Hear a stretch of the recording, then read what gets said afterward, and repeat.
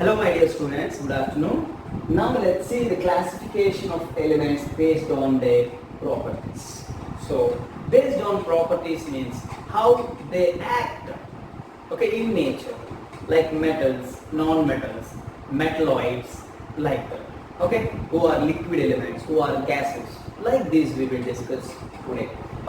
So who are the first thing is representative elements in that, and noble gases, transition elements and inner transition elements. About those we will discuss today. Now let's see who are the representative elements. See, representative means their properties are representative for other elements. Understanding? Means every element want to be like that. They are called representative. So representative elements are called what means S and P block elements. Who are representative elements?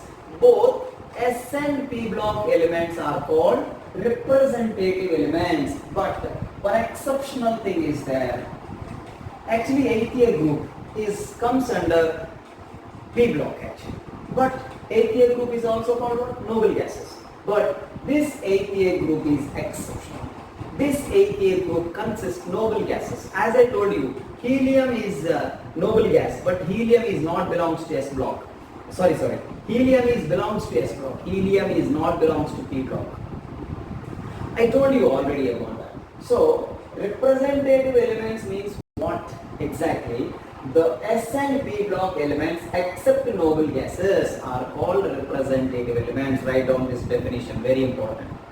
I repeat, the S and P block elements except noble gases, because noble gases properties are different. They are chemically inert, so they won't take part in reactions except some elements. I'll tell you about noble gases. So they are different. Even they are present in P block. So all P block elements are representative elements means no. Noble gases are not representative elements. So S block elements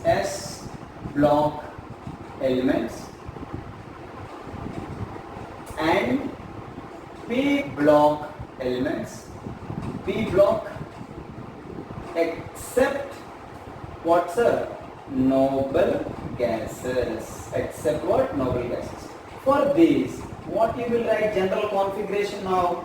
General electronic configuration of representative elements means NS2, NP, 1 to 5 only you have to write. Why again I written? Not 9.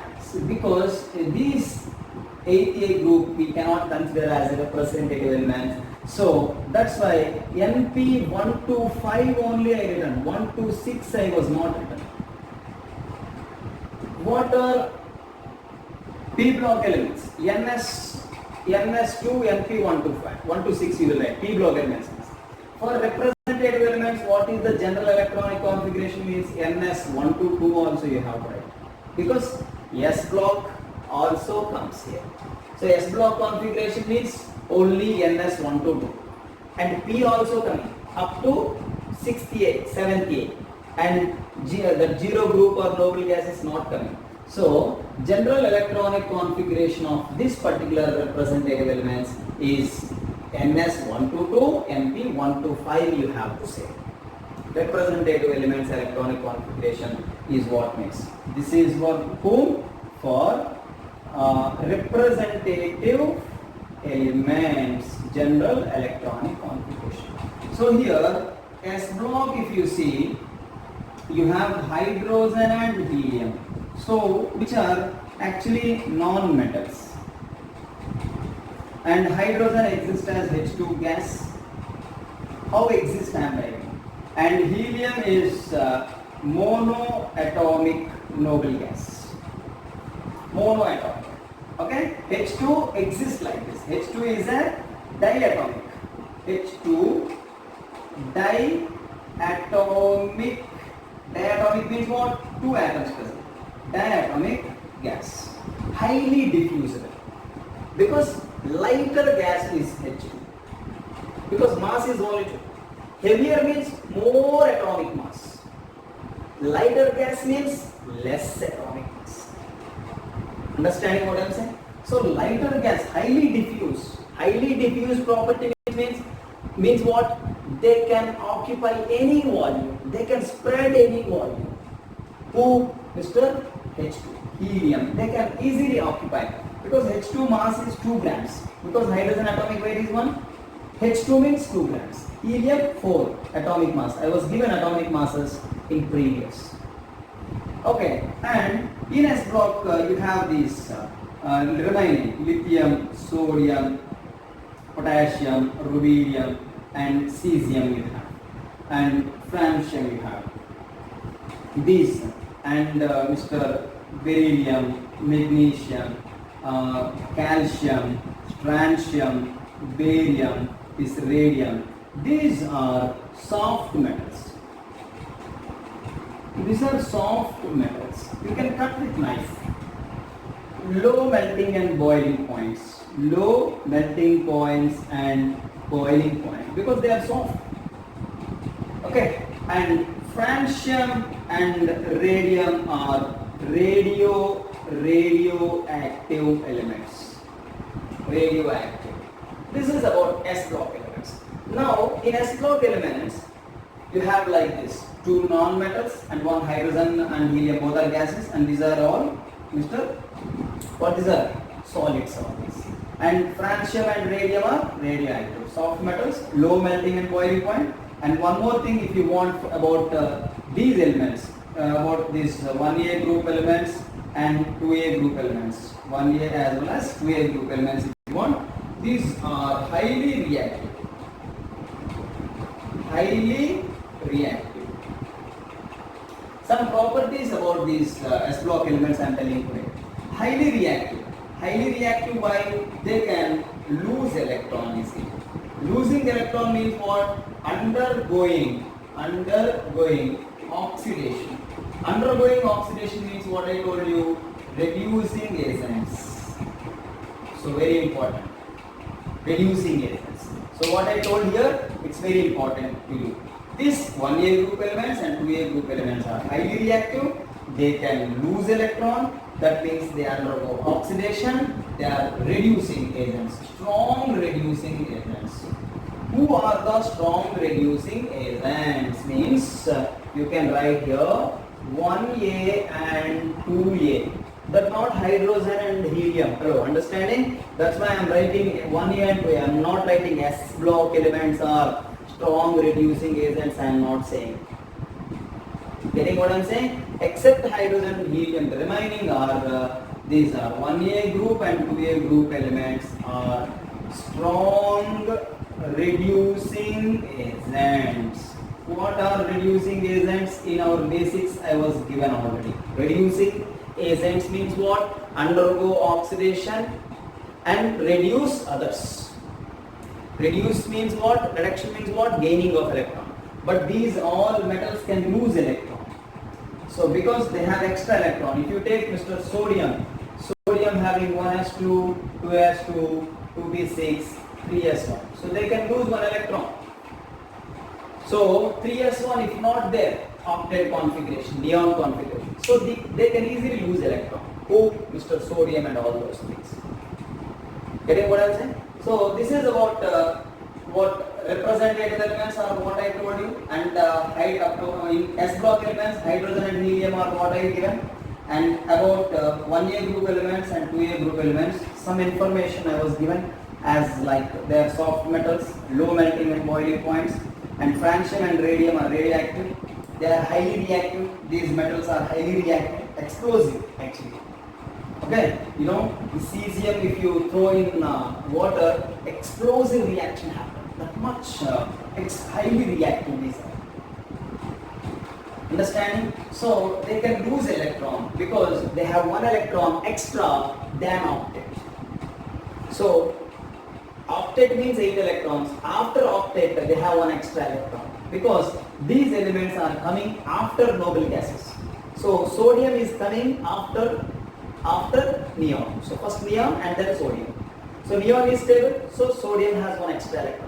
So sodium can lose electron easily. So they are undergoing oxidation by losing electron. So they are strong reducing agents. And now I will talk about representative elements only, but now I will talk about P block elements. So who are the P block elements?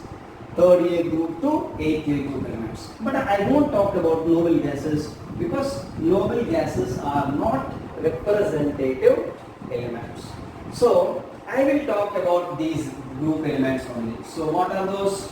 Third A group, third A, 4A, 5A, 6A, 7A.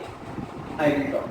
I won't talk about noble gases because noble gases, as I told you, they are not representative elements. So here boron, aluminium, gallium, indium and thallium. Here carbon, silicon, germanium, tin, Sn and lead. Here nitrogen, phosphorus, arsenic, antimony, bismuth. Here oxygen, sulfur, selenium, tellurium and polonium. Here what you have Mr. Fluorine, chlorine, bromine, iodine and acid. Okay. So here this all what I will tell you here. Boron. Here what's up? This boron is one here, and this silicon and germanium here, and arsenic and antimony here, and tellurium here, and here acid. Polonium also has some metalloid character, but what I just kept in this black color box are metalloids. Okay. The right side, above to those metalloids are non-metals. These all are non-metals, and these comes under metals. Aluminium compounds have amphoterite. I will tell you about the oxides of these in next chapters. Okay, so that is secondary. In chemical bonding like that, I will tell you about aluminium oxides and all. So now just remember in zigzag manner like this. Okay, this is one and these two like this in zigzag manner. You have metalloids. What is black color are called? Metalloids. Who are the metalloids therefore? We have. Therefore, metalloids are Mr. Boron, silicon, germanium, arsenic and antimony, stibium and tellurium and acid. Of course, astatine is a radioactive. Here, polonium is a radioactive. But still, these have this doubtful metalloid. So about metalloids we discussed. Who are the metalloids? What are metalloids means? So metals means you must have idea first of all. Who are metals? Who are non-metals? And who are metalloids? Metalloids. So as I was given metalloids here. Metals means they are having tendency to lose electron. Having tendency towards lose electrons. Non-metal has a tendency to gain electron. Metals are having a tendency to lose electron, and metals having basic character. Non-metals and their compounds have acidic character. I am talking about their hydrides and oxides, not exactly elements. Understand? Chlorine is not acidic. I am talking about chlorine oxide, Cl2O3, Cl2O7. They are acidic. Understanding? Metals itself base. Metal oxides also base. Bases. Basic. Understanding? Bases have a tendency to lose electron. Acids have a tendency to accept electron. Getting what I am saying? So these have a tendency to gain electron. And one more thing, metals are solids. Metals are solids I told you, but here only I have a time, so I have a particular thing here. mercury as well as Mr. bromine. Concept came, so that's why I'm telling this mercury even metal, these are liquids. Liquid elements only two. Liquid type. One is mercury and another is bromine. Bromine is non-metal, but still that is liquid. Usually these non-metals, some see carbon is non-metal, but carbon exists as solid. Understand? But here some nitrogen, gas, phosphorus. Phosphorus exists as many like amorphous solids. Phosphorus. Oxygen, yes. Sulfur, or again amorphous. Oxygen is gas. Chlorine, bromine, iodine, they are gases. Sorry, this bromine is liquid, and this iodine as going down. I2 exists, Br2 exists, but still this easily liquefiable, easily evaporated. It is bromine. Okay, iodine it exists as solid I2 easily because I2 exists like this. I2 solid can easily convert into I2 gas. This is called sublimation. Solid directly convert into gas. So iodine can easily convert in both. Same, bromine can have like this. Bromine Br2 can be liquid and it can convert into Br2 gas. So what I said, I think you understood. So these boron and silicon, germanium, here arsenic and stibbium, and here tellurium and this astatine. These are metalloids. So about metals I told, about non-metals I told. So here you have metalloids. Metalloids means both characters. So metalloids have both characters. Means metalloids are means what? Both metallic and non-metallic character. Who are metalloids? The elements which have both metallic character as well as non-metallic character. They are called metalloids. Metalloid compounds are amphoteric. Compounds of metalloids are what? Amphoteric in nature. So about I2 I told, I2 can exist in two forms.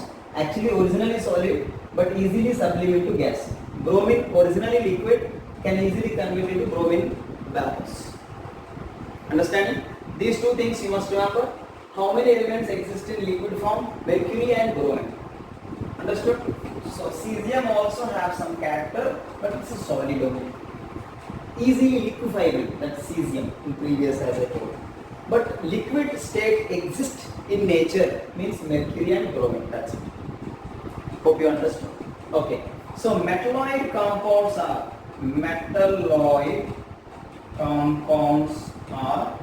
amphoteric in nature. What nature? Amphoteric in nature. Do you know what is amphoteric means? Amphoteric means both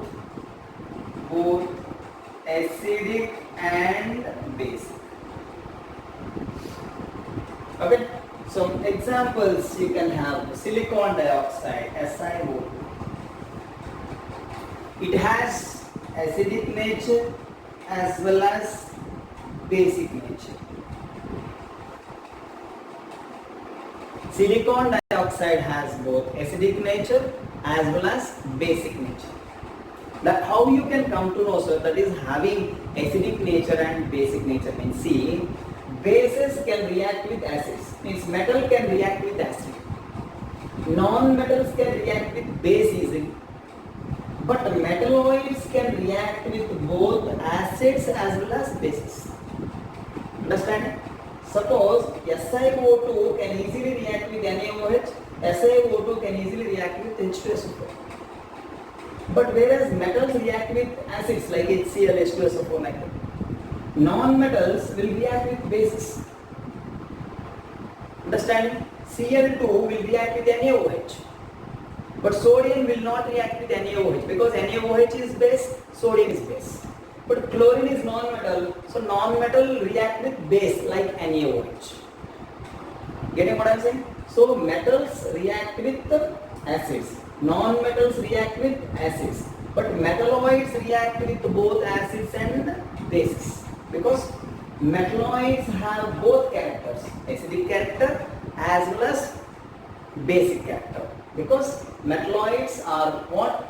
They are having metallic character as well as non-metallic character. So I was clearly given about the representative elements, means in S block elements and in P block elements I was given clearly what are their characters. Okay, who are the metalloids I was given. Above to the metalloids are non-metals, below to the metalloids are metals. Okay, have a screenshot and write down all these things. And next we have transition elements. Who are transition elements? What are the properties of transition elements? Okay, so F block elements I was not given now, because about F block many times I was given. So who are the F block elements means I was told you clearly previous, for actinoids and lanthanoids. Who are the lanthanoids and who are the actinoids and their electronic configuration also I was given in previous. But here I will tell you in transition elements and inner transition elements. So now representative elements after I will talk about transition elements.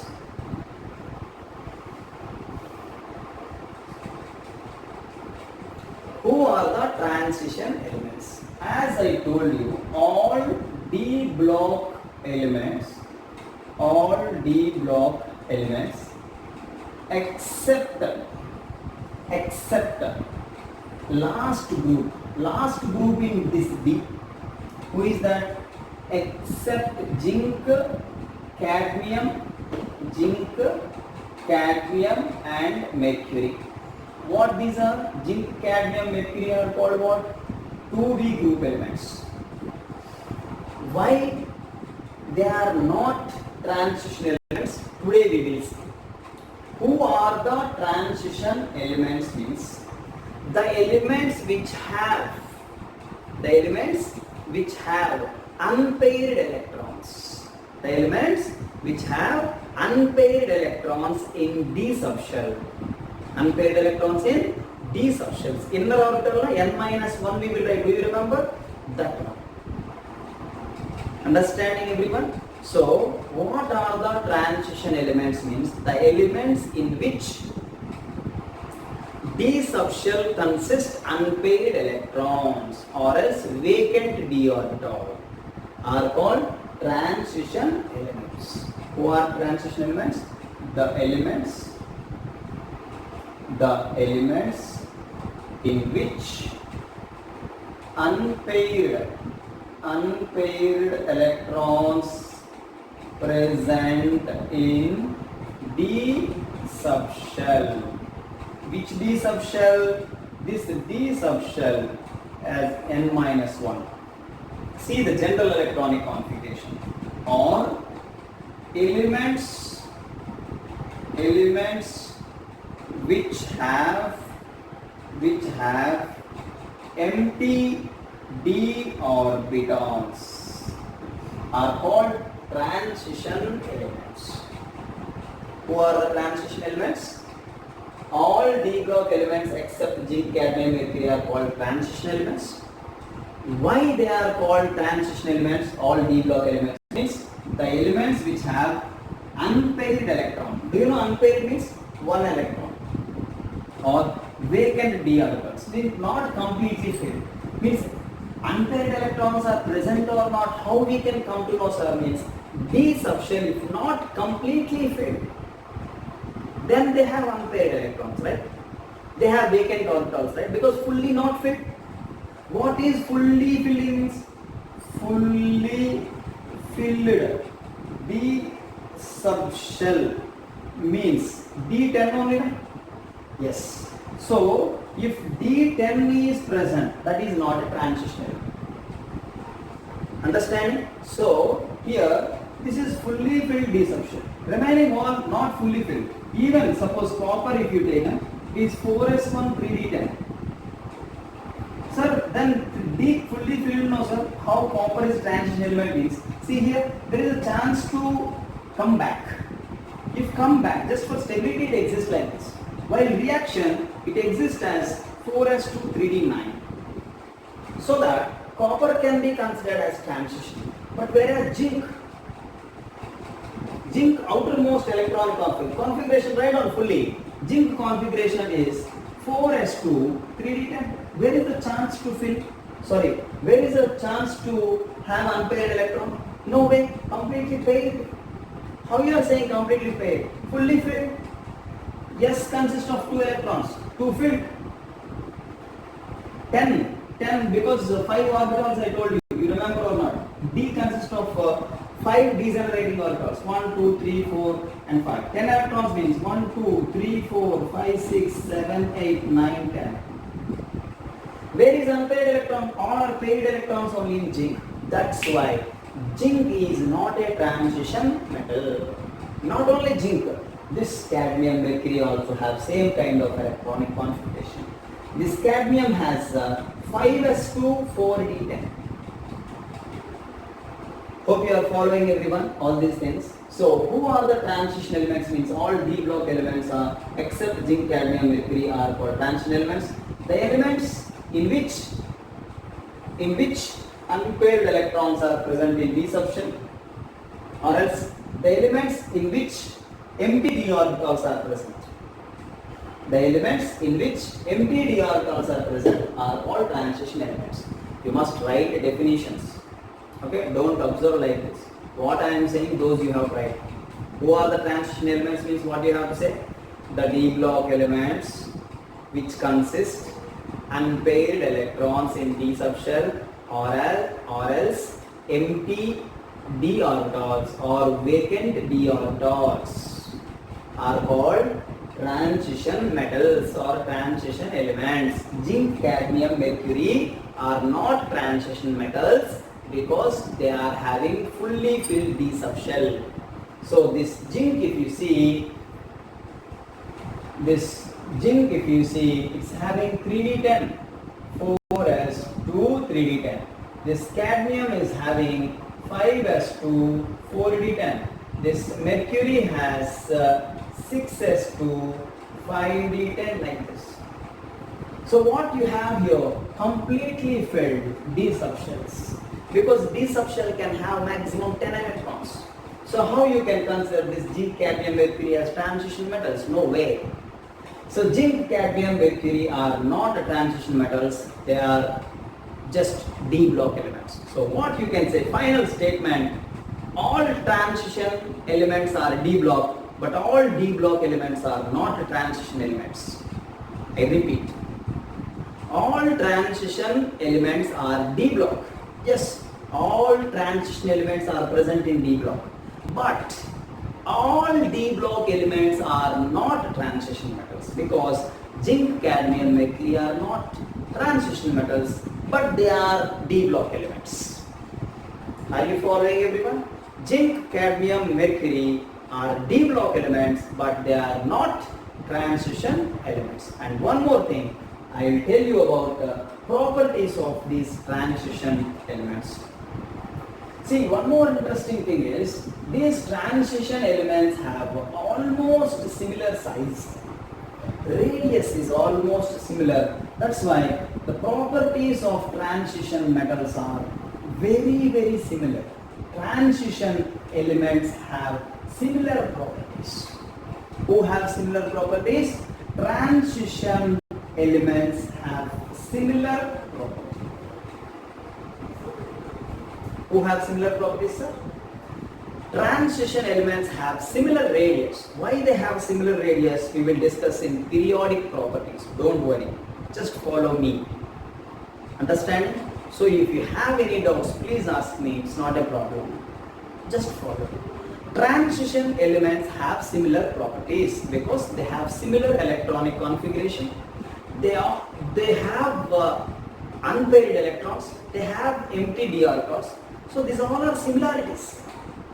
Due to unpaired electrons, due to vacant d orbitals, due to similar atomic radius, all transition elements have similar properties.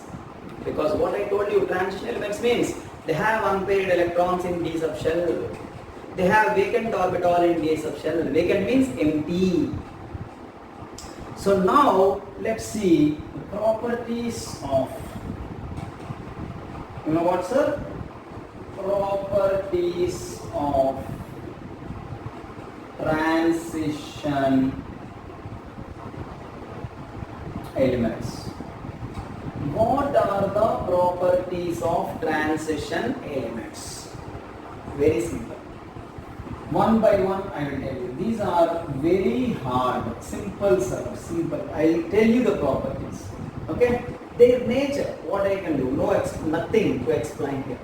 What are the properties of transition metals? I will tell you. They are very hard and they have a high melting point and boiling point. And these exhibit colors due to DD transition. Do you know DD transition means? Electrons excite from one d orbital to another d orbital. D orbitals are 5 I told, do you remember? dxy, dyz, dxz, dx square, y square and dz square. Just recap my previous classes about subshells and d orbitals I told you. So those energies are very close. So one orbital to another orbital, electron will jump. So while electron jumping from one orbital to another orbital, they exhibit some colors. That is called DD transition. Colors are important question. Color property of transition elements is due to DD transition. Means electron jumping from one d orbital. There are 5 d orbitals I told, do you remember? 1, 2, 3, 4, 1, 2, 3, 4, 5. So electrons are jumping from one to one like this. Here to here, here to here. They can easily jump. That is called DD transition. So they exhibit colors. And third one is exhibit variable oxidation state. Variable oxidation states. Do you know oxidation states? I was given in previous oxidation state. Also everything you given, it's really was given in previous oxidation states. Oxidation state calculation was given or not? Formal charge exists on atom or ion. That is called what? Oxidation state. Variable oxidation state. Suppose iron, if you take iron, it exists plus 2 plus 3. Understand it? So many oxidation states are possible. Chromium plus 2 plus 3. Manganese plus 1 2 plus 7. Chromium like that only, plus 6 possible, plus 3 possible. So many oxidation states. Variable oxidation state and variable valencies. Do you know valence means? Number of bonds can be formed. If any atom form one bond, valence is 1. 2 bonds, valence is 2. Variable valencies. In one compound 6 valency, another compound 5 valency. It's in one compound 4 bonds, in another compounds some other like 6 bonds like that. Understanding? Valency is 5 bonds. Valency is 6 bonds. So variable valencies and variable oxidation states. And alloy formation and good catalysts. That as catalyst. Do you know what is the meaning of catalyst? Catalyst increase the speed of reaction. So these are very good catalysts. Getting? So similar way, these are good conductors. Electric conductors. Okay, these exhibit magnetic property. This conducting property, both electric as well as magnetic. Those we will discuss in further classes, like atomic structure like that. They have paramagnetic, diamagnetic, like that we will discuss. And in chemical bonding, paramagnetic, diamagnetic, like that we will discuss about magnetic properties. Don't worry. Electric properties also we have conductors and like p-type, n-type, semiconductors like that. All those we will discuss. Good catalysts, they can form alloys, they exhibit variable valencies and they exhibit colors and they are very hard and brittle. And alloys. Alloys means we have bronze, brass. Those alloys can be formed easily. Okay, they are very good catalysts, good conductors, and they exhibit variable valencies, and mainly they exhibit some colors. Okay, some more properties of these transition elements I'll take. Okay, sir. Thank you very much. Have a good day. We will discuss many things in our next classes. Thank you.